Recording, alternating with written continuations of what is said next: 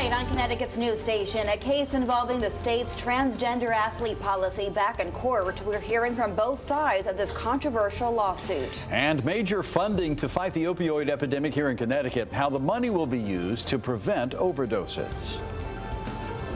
More clouds heading into the weekend, and we're even timing out a few showers. So what's the impact? We'll explain coming up.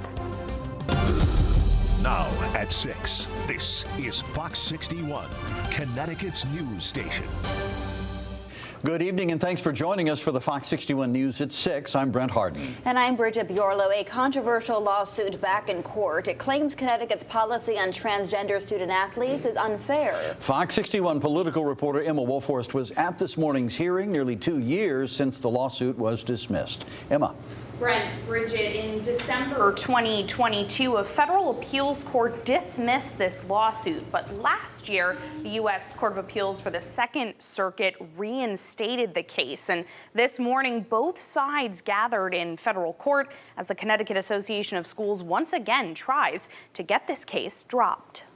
Today was all about whether these 4 athletes that were deprived of fair competition ought to have their day in court. 4 cisgender female track athletes filed a lawsuit in 2020, arguing they were deprived of wins, titles, and scholarship opportunities in high school by being forced to compete against 2 transgender girls. I think we want to vindicate just my client's interest here, that these athletes suffered discrimination by being forced to compete at unfair levels. The 4 runners are represented by the conservative Christian legal organization Alliance Defending Freedom, which is listed as an anti-LGBTQ+ hate group by the Southern Poverty Law Center. ADF argues Connecticut's policy allowing students to participate in programs consistent with their gender identity violates Title IX. We're seeking to correct the records, the athletic records, because at this point these athletes have graduated, and so the court is only able to correct the records of the races they ran and what those records would have looked like had they competed fairly. The 4 women, Selena Soul, Chelsea Mitchell, Alana Smith,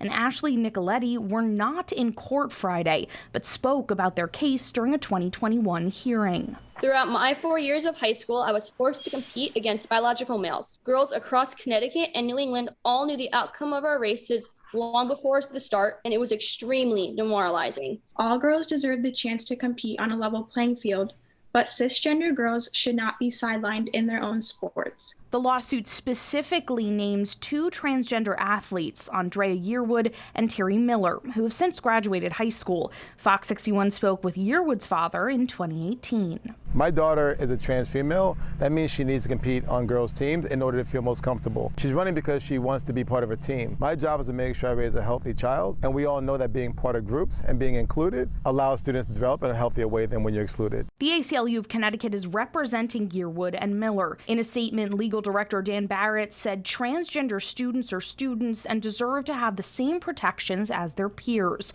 Student athletes should be able to participate in athletics, adding there is room for everyone in athletics, and Connecticut schools should be proud they refuse to discriminate. Now, today's hearing was just oral arguments on whether this case should be dismissed again. Both parties now await the judge's decision to either continue or drop this suit, which ADF tells me could take several months. Bridget, Brent. Emma, thank you. For the first time this season, someone in our state has contracted West Nile virus. The Department of Health says a woman is now doing okay after testing positive the first week of August. We've learned she's in her 60s and lives in New Haven County, but it's not clear where she got bitten. To protect yourself from West Nile, avoid going outside at dawn and dusk when mosquitoes are most active, and make sure there's no standing water around your home. Let's get a check on the forecast now. Another nice day, but how's the weekend looking? Yeah, Chief Meteorologist Rachel Frank joining us now. Rachel, how about it? I think Saturday is the pick of the weekend, and then Sunday will be wet at times with some scattered showers, especially during the morning. But we won't see as much sun as we have out there right now. And you might be looking at these cameras going, That doesn't look very sunny in New Haven. And that's because there is quite a bit of smoke from wildfires in Canada above our heads, and that is reducing the air quality a little bit. Not enough that it's dangerous for you to breathe, but particularly sensitive people might have a tough time, so keep the windows closed. Temperatures in the 70s to right around 80 degrees, and no storms on the radar compared to where we were at this time yesterday. Taking a look at the next 12 hours as we head towards the news at 11, we're close to 70 degrees. There shouldn't be any issues for this evening. If you wanted to go for a walk with the dog or have dinner on the deck or patio, good news for all of that. Overnight lows in the 60s. It will be a warm, muggy night out there, and it's a cloudy start to the day tomorrow with areas of fog. It's not a good looking day. You're waking up going, ooh, it doesn't look so nice. But clouds will break for some sunshine as we head through the middle of the day, and then we'll watch for the chance for an isolated shower as we head into the evening, but a better chance for showers on Sunday. We'll get a closer look at that, your full weekend forecast and beyond coming up. Okay, Rachel, talk soon. Thank you. Connecticut is getting more money to fight the opioid epidemic. U.S. Senator Richard Blumenthal presented a $15 million grant to New Haven today, and he hopes more funding is on the way. Here's a closer look at where the money will go. There was a time when harm reduction was a dirty word. We now know that it's essential to saving lives. Senator Richard Blumenthal doubling down on his commitment to preventing opioid overdoses, presenting a $15 million grant to New Haven Friday for substance abuse services and resources. Thousands, maybe tens of thousands of people die because they don't know fentanyl is in what they're consuming. That's why the money will include funding for drug strip testing to identify counterfeit pills containing fentanyl, a drug 100 times more potent than morphine. In many places, it's criminalized. So I've sponsored legislation to decriminalize drug strip testing. In Connecticut, the state reported 1,343 overdose-related deaths in 2023, an 8% drop from the year before. The fact that we're having less deaths may be due to increased use of Narcan, which is a good thing, but the continued substance use disorder epidemic is the reason for this grant, so that we can do more harm reduction, more prevention, more treatment. But Senator Blumenthal notes Friday's grant from the Substance Abuse and Mental Health Administration will only cover so much. It's wonderful to have $15 million, but there has to be sustained commitment.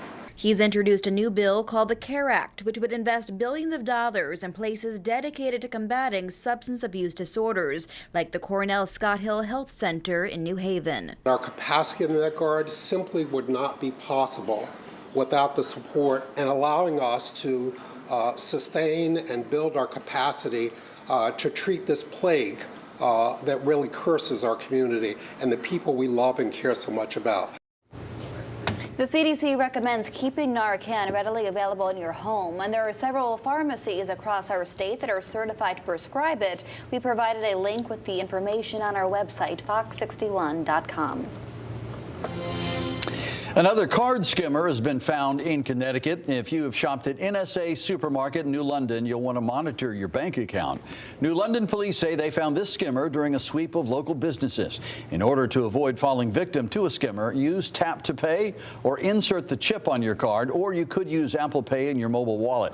If you suspect a skimming device, report it. Today, Vice President Kamala Harris presented her first detailed policy proposal since becoming the Democratic nominee, an economic plan. Fox's Rebecca Castor has the latest from Washington. Together, we will build what I call an opportunity economy. Knowing the economy is the #1 issue for most voters, Kamala Harris announced several proposals she hopes lowers the cost of living for American families. And she was laser focused on the basics: food, housing, medicine, and childcare. The voters who are really up for grabs are those who have felt the pinch of inflation and the economy. That's why Harris is moving to address the economy as quickly as possible. Paramount to her plan is a first-ever federal ban on price gouging on food and groceries. But some economists say the Harris plan will have disastrous side effects. There are a lot of things that you could do that make economic sense that help these folks, and it's not just having the government set things. Whenever the government set things, there's going to be shortages, and it's going to be hard to get stuff. Harris also wants to encourage builders to construct more housing in a bid to lower sky-high rent and increase the child tax credit to help new parents. But Harris was light on specifics, and critics call it just another 4 years of Bidenomics. Republicans are contrasting Harris's plan with Donald Trump's. Drill, baby, drill, cut regulations at the federal level, actually lower spending and get smarter spending out of Washington, D.C., and extend the Trump tax cuts. You do those 4 things, you now have the recipe for economic success. And just to show how big an issue the economy is to voters, in the latest Fox News poll, it beat out immigration, abortion, and health care combined. In Washington, Rebecca Castor, Fox News.